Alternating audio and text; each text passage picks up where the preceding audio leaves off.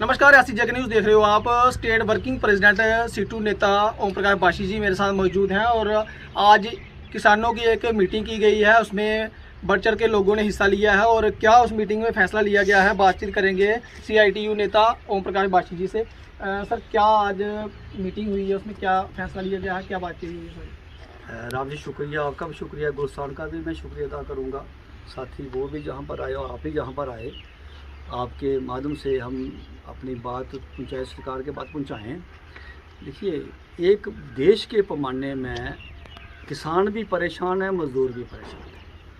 किसानों की अपनी समस्या है, मज़दूरों की अपनी समस्या है। किसान का बेटा ही मज़दूर है तो मज़दूर का बेटा ही किसान है।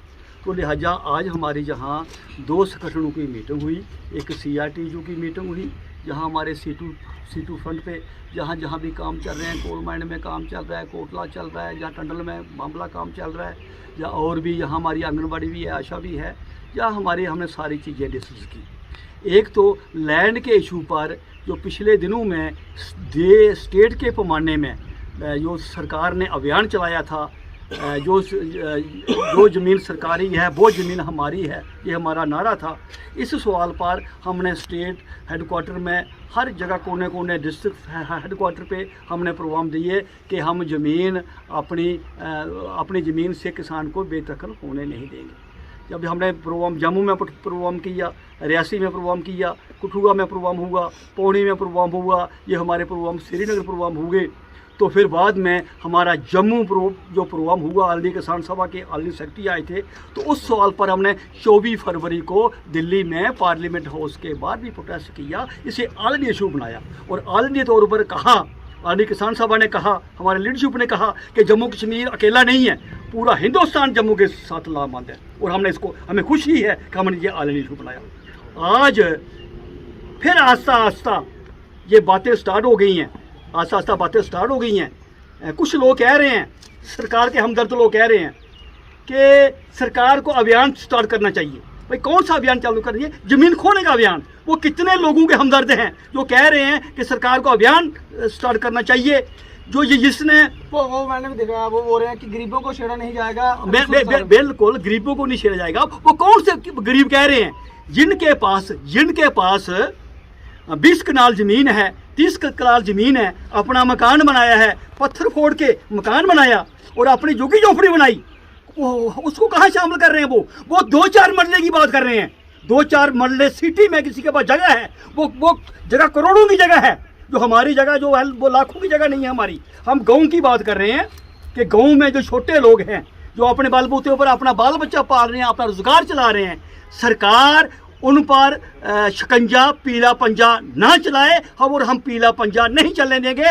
वो जो कह रहे हैं कि सरकार को पीला पंजा चलाना चाहिए, मेरे ख्याल में उनको मालूम भी नहीं है कि उनकी हालत क्या, पारिवारिक हालत क्या है। जहाँ पर जो पीला पंजा, जहाँ द्रमण में चला, जहाँ और भी कहीं चला, जहाँ पर पुरिया में चला, और कहीं के जो उन्होंने बोर्ड लगाए, ये हम बात होने नहीं देंगे, ज़मीन वाली बात। और खाद बी के दवाइयों के इशू, ये अलग इशू है। रहा सवाल मजदूरों का, जो मजदूरों ने अंग्रेजों के खिलाफ लड़ाई लड़के लेबर लॉ बनवाए, 44 लेबर लॉ बने।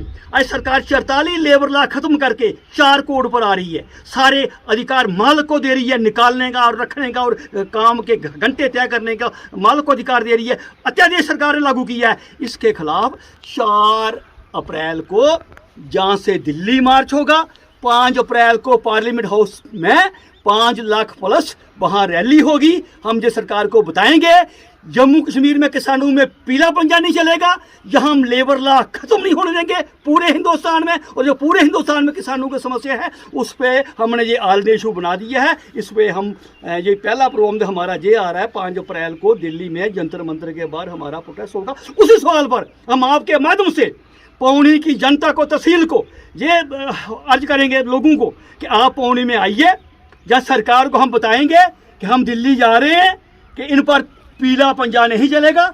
हम बिल्कुल पहले भी कहा था हम तैयार हैं, अभी भी हम लड़ने के लिए तैयार हैं और दिल्ली तक हम जाएंगे। ये हम सरकार को ये बताने आज आए हैं कि ऐसी बात चलने देंगे नहीं। कहते हैं कि ये कोर्ट का फैसला है, कोर्ट जो डायरेक्शन देगा।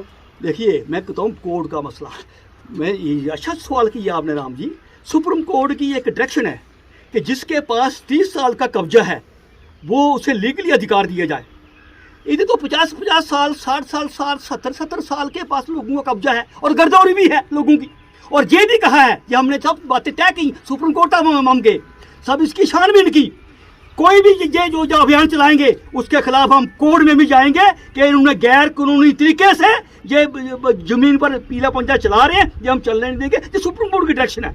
30 साल का कब्जे का सवाल है, तो ये सुप्रीम कोर्ट का कौन सी बात करें सुप्रीम कोर्ट की? सुप्रीम कोर्ट ने ऑलरेडी ये लॉ बना हुआ है। और ये ज़मीनें हमने राजे को बाहर निकाला, हमने अंग्रेजों को बाहर निकाला, हमें ज़मीन का अधिकार मिला, हमें रोज़गार का अधिकार मिला। अगर ज़मीन का अधिकार, रोज़गार का अधिकार मिला तो फिर इनको क्या अधिकार है कि एकदम इमरजेंसी लगा के स्टेट तोड़ के ड्यूटी बना के और लोगों को ये बेघर कर रहे हैं। हमने अब अंग्रेजों को बाहर निकाला, राजे के खिलाफ लड़ाई लड़ी। राजे के खिलाफ जहाँ का किसान लड़ रहा था तो राजे के साथ कुछ हमदर्द भी लोग थे, लैंडलॉर्ड जगीरदार राजे के साथ थे। और राजे की उस वक्त मर्जी थी कि मैं आज़ाद रहूं, मैं इंडिपेंडेंट रहूं। आज वो बात भूल गए हैं, वो जो देशभक्ति की बात कर रहे हैं। हम देशभक्ति वाले हैं।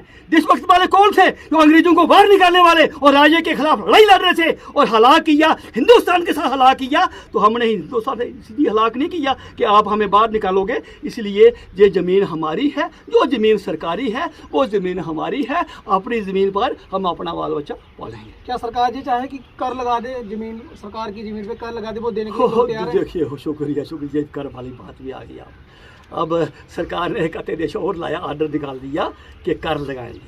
अरे कर लगाओगे? मैंने आपकी वीडियो भी सुनी। ये कर कहाँ लगेगा?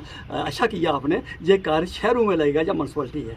राम जी, यहाँ पर अगर किसी ने किचन बनाना है, माल मवेशी की जगह बनानी है, परमिशन लेनी है, तो कर के ज़्यादा उसके पैसे यहाँ लग रहे हैं, कर के ज़्यादा पैसे वहाँ लग रहे हैं। अगर वहाँ फीता बच गया, अगर शहर में फीता बच गया कर का, तो गांव भी नहीं बचेगा। अरे ऑलरेडी हम रेत पर टैक्स दे रहे हैं, बजरी पर टैक्स दे रहे हैं, सीमेंट पर टैक्स हम दे रहे हैं, ये हम कर नहीं दे रहे हैं। और अब हम जमीन का लगान दे रहे हैं, ये हम कर नहीं दे रहे हैं। सब कुछ कर हम दे रहे हैं।